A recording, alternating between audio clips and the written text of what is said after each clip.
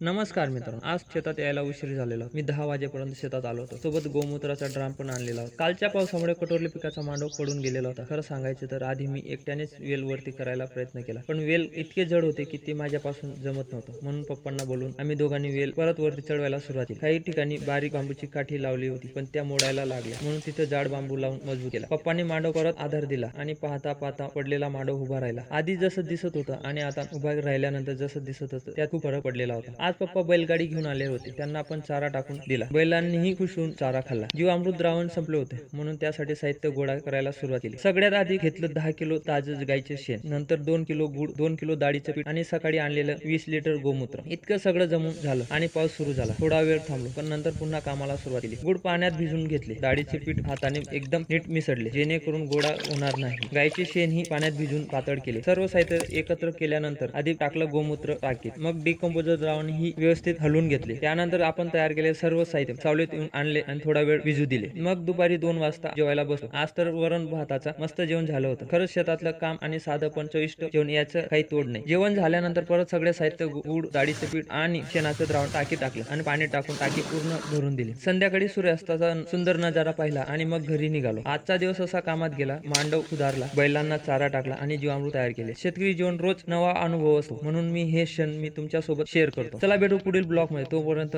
सर्वांना जय महाकाल.